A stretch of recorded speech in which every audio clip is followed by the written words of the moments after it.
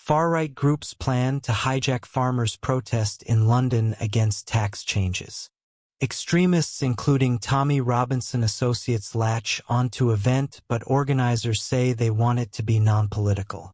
Ben Quinn and Helena Horton. Sunday, November 17, 2024, 16.29 GMT. Share. Far-right groups are seeking to hijack a farmers' protest in London against tax changes introduced by the Chancellor, Rachel Reeves.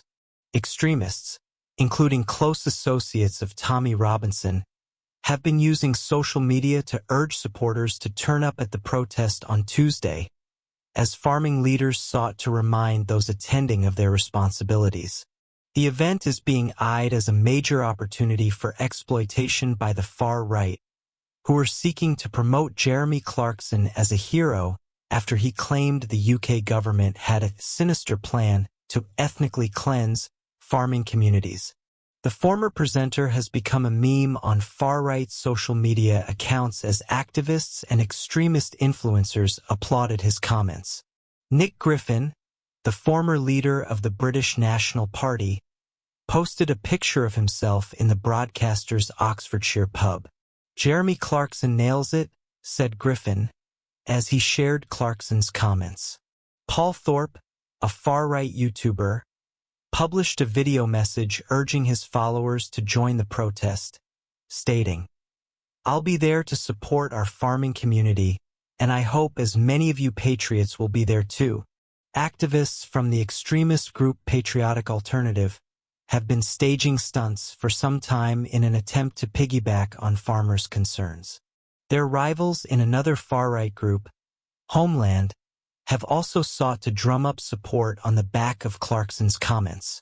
Conspiracy theorists are expected to also be out in force to promote a narrative that there is a globalist plot to control food supplies.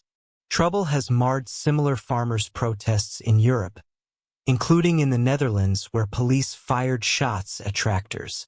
But the organizers of the protest, a group of farmers who fear the changes brought in by Reeves will decimate agricultural businesses, say they want no troublemakers or political point scoring.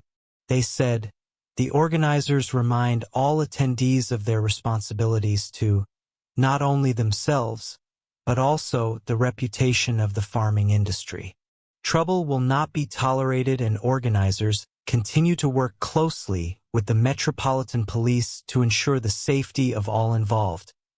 Given the family nature of the event, Ollie Harrison, who farms cereals near Liverpool, is one of the organizers of the protest and has nothing to do with the far right, nor do the others behind the event. "The event is non-political," he said. "We have invited representatives of all political parties to speak, and we don't want our event used for political point scoring. We want it focused on the farmers and the troubles we are facing at the moment." Andrew Meredith, the editor of Farmers Weekly, warned of the damage one loose-lipped person can do to a cause, adding, "The organizers of the march have it exactly right in making repeated calls for all participants to uphold the farming industry's reputation and make this a positive event." A debate has been taking place in the farming community about whether Nigel Farage, the leader of Reform UK, should speak. He offered to, but some were worried he would make the event about him and take attention away from the cause. Tim Farron, the Liberal Democrat environment spokesperson, was considering speaking at the event and said of Farage, "Most problems farmers face are Brexit-related.